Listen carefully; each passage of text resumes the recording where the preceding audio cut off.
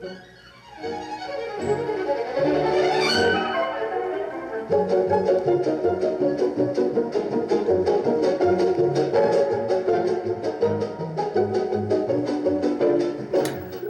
for this next video, I want to start off with a sort of unusual situation about timeouts and the stall count you come in on after a timeout that caught a lot of people by surprise in the second game last week, and then kind of afterwards tie that into a more general observation I've had about stall counts since I started doing video-based Frisbee stats in the past few years. That's not so much about rules as it is about just the way people actually play the game, and hopefully will be helpful to those of you who haven't watched as many videos of League Frisbee as I have.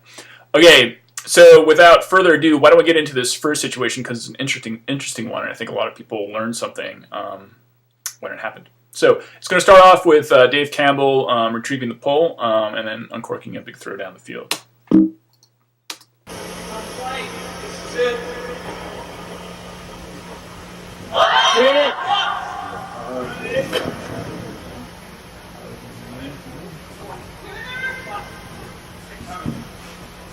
Okay, I tried to crank up the audio on this a bit so that you can hear what's going on in the video, and not just me talking here at my desk while I'm narrating this. But basically what happens is there's a long throw. It's caught by Avery right on the edge of the goal line, which is right here, far ahead of the rest of his teammates, so he has trouble finding somebody else to throw it to after not scoring a goal.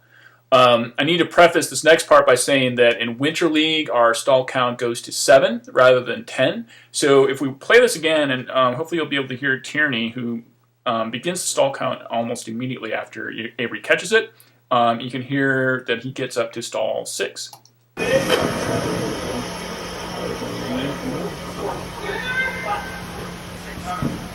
Okay, he says 6, and then immediately after saying 6, Avery finally calls a timeout. So play just that last bit again. Okay, so that's a problem because the assumption is that you'd come in on the next number after 6 when you resume play after the timeout. That would be stall 7, and there would immediately be a turnover which once you tap it in. As you can see from the rest of this video, which I'm not going to show here, there was a long discussion about this, and I think it was Alex who finally told us what the correct interpretation of the rule is, because this is a clause that most people didn't know. But if you go to Rule 6 about timeouts, generally Part A, a timeout stops play and suspends time limit counts.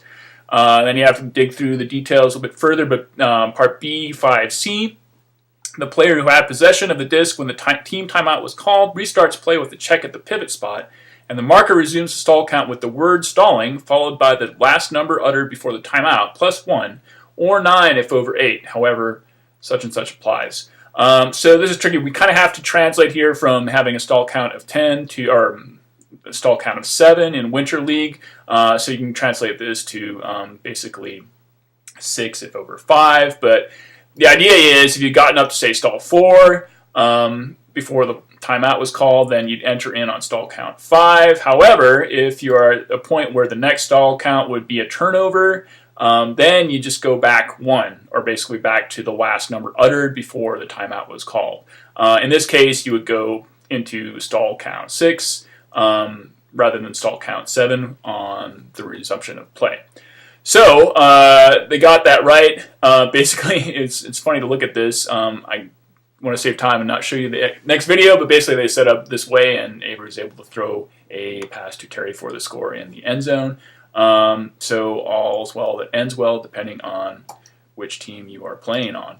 That being said, I wanted to get into this other issue about stall counts that I've noticed, and I'm going to show this using Ray Chow as an example. And I don't want to preface this again by saying I'm not trying to pick on Ray, because basically everybody I've noticed does this in every game I've videoed so far. So we're going to get a stall out here after Alex throws it to Dave Campbell.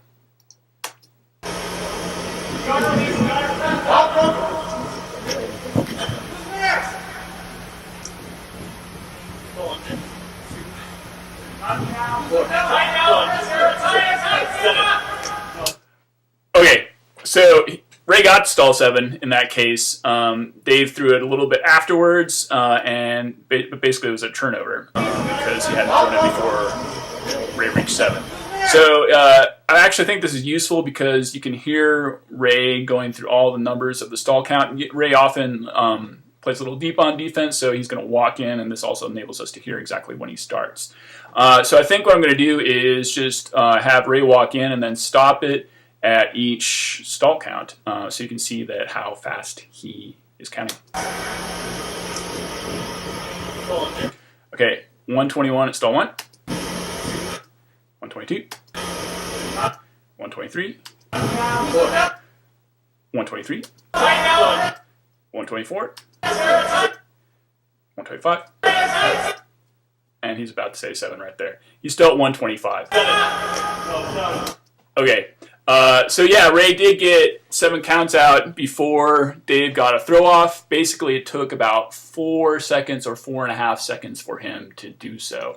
If we go over to the rule on stall counts, some people seem to not know this, so just it might be helpful to make it clear. But in the section on 14, for the marker, Part A, stalling, the period of time within which a thrower must release a throw may be timed by the stall count. Part 1, the stall count consists of announcing stalling. Actually, a lot of people don't do that. I know myself, I often just say stall. Everybody overlooks it, but whatever. And counting from 1 to 10 loudly enough for the thrower to hear. Part A of that, the interval between the first utterance of each number in the stall count must be at least 1 second. So if you're counting from 1 to 7, that's basically 6 seconds in between 1 and 7. Ray got there in about 4.5 seconds.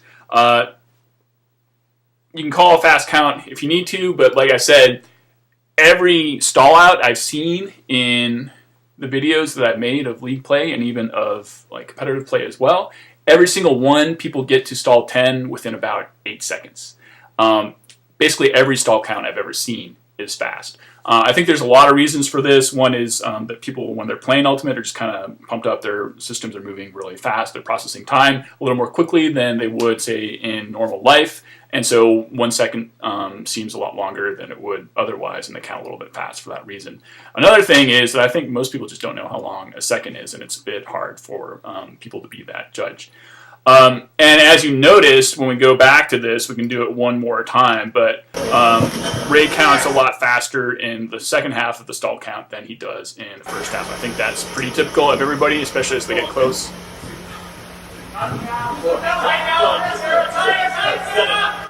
to stalling somebody out, which is sort of a rare feat that never happens. I'm saying this, I think, in an ideal world to say that if you are counting the stall count, you should try to do it a little bit more slowly than you think is proper, because that's probably the right amount of time to do it. And secondly, if you are a thrower and somebody is counting the stall on you and getting close to 10, or even stalling at all, the likelihood is that it's a fast count by the rule of the law. That's all I'm going to say about that. Hopefully this helps you play better and more spirited Ultimate in the future, and I'll see you all again next week.